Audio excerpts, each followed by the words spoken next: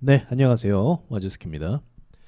일단 그동안 좀 힘든 시장을 많이 보냈는데 수고 많으시다는 말씀드리면서, 그리고 오늘 종목들을 보면은 좀 의미 있는 주식들이 상승을 줬어요. 많은 사람들이 물려있는 두산 에너빌리티 포함해서 이 원전 관련주가 오늘 상승의 힘이 꽤 많이 크게 들어왔거든요. 더불어서 이제 코스닥 역시 보시면 이 중요한 이제 라인이죠. 여기에 저항대가 이렇게 물려져 있습니다. 여기를 사실 진작에 뚫었어야 됐는데 시장이 계속 수급이 안 들어오는 거예요. 주식은 결국 위로 가려면 수급이라는 게 필요하거든요. 그럼 이 수급이 무엇이냐? 오늘 들어왔던 그러한 수급을 말하는 겁니다. 두산 에너빌리티 보시면 지금 20% 이상 급등했죠. 이게 일어나기가 힘든 일이죠. 두산 에너빌리티는 그렇게 움직이는 주식이 아닌 거죠. 그쵸? 그렇게 움직인 적이 많이 없어요. 있긴 있지만 일반적인 상황이 아닌 게 일어났다. 그렇다면 이것은 우리가 수급이라고 볼 수 있는 거고, 그냥 수급이 아니라 세력 수급이라고 볼 수가 있습니다. 더불어서 한전 기술 같은 경우는 상한가를 가버렸어요. 이 상한가를 간다는 것도 역시나 쉬운 상황은 아닌 거죠. 이러한 수급이 언제 일어났는가? 작년에 다들 기억나시죠? 그리고 상승 초입에서 이럴 때 크게 오르는 그런 모습을 보여줬습니다. 지금도 그런 모습이고요.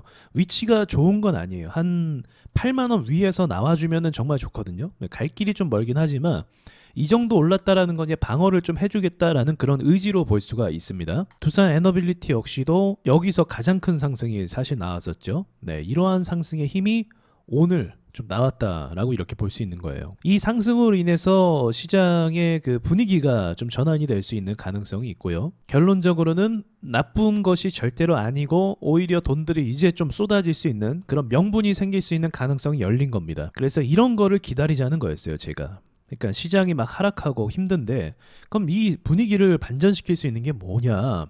아니, 따지고 보면 원전 이슈가 뭐 그전에 없었습니까?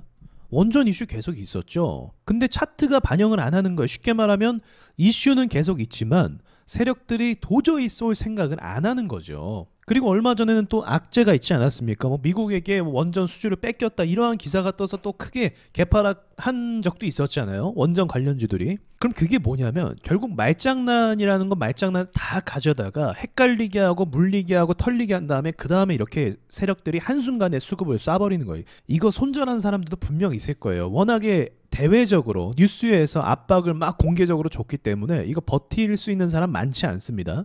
그래서 이전에 원전 관련주가 왜 못 가냐, 거기에 대해서 제가 분석 영상을 올렸을 때 개미 때문이다. 개미 무조건 털어야 된다. 그러니까 지금 엄청나게 고통을 주면서 털고 그제서야 이러한 상승이 나왔다는 거죠. 그러니까 세력들이 이 정도로 굉장히 악랄하다라는 것을 이러한 모습을 통해서 뭐 단편적으로 알 수 있는 부분입니다. 두산 에너빌리티는요, 제가 지금 그은 이 선 있죠. 여기가 매물대가 본격적으로 안착돼 있는 곳이에요. 그래서 여기를 뚫는 게 정말 힘들어요. 근데 이 과정을 뚫기 위해서 뭐가 필요하냐? 수급이 필요한데 지금 그 입구에 이제 초입에다가 딱 종가를 갖다 대는 거예요. 근데 우연이 아닌 거죠. 이 종가 위치 자체가. 여기다가 봉을 대고 마감 처리를 했다는 건 이제 어떠한 의도가 있다는 겁니다. 그래서 이후에 며칠간의 움직임만 보면 그 의도가 이제 나타나게 될 수밖에 없거든요. 아무튼 매우 의미 있는 자리에다가 봉을 갖다 댔다는 것 자체가 의미가 있어요. 시장이 최근에 또 하락하면서 제가 그 말씀을 반복적으로 말씀드렸잖아요.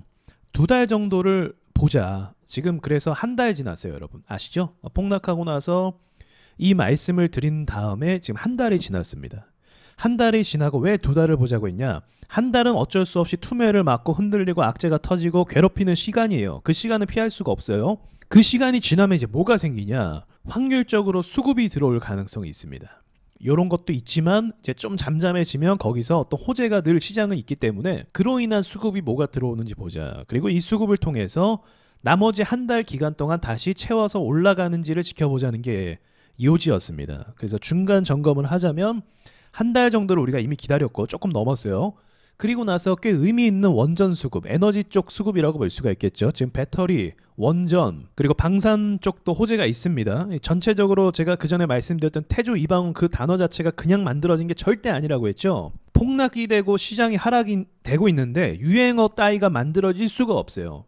일부러 그 유행어를 만든 겁니다. 근데 지금 그쪽으로 전체적으로 해서 수급들이 다시 한번 좀 자리를 잡고 있는 그런 그림을 볼 수가 있어요. 그래서 지금은 초입이기 때문에 여기서 우리가 조금 더 시간을 지켜볼 필요가 있고, 제가 2달을 보자라고 이야기했을 때 이러한 기준점을 잡고 기다리셔서 좀 지켜보신 분들은 이렇게 조금이라도 올라오는 이 상승, 어쨌든 올라온 건 좋은 거잖아요. 이 수급에 대한 이제 혜택을 좀 보시게 되는 상황이 이제 오는 거죠. 이게 맞죠. 예, 그렇게 많이 두들겨 맞았으면 올라와 주는 게 맞죠.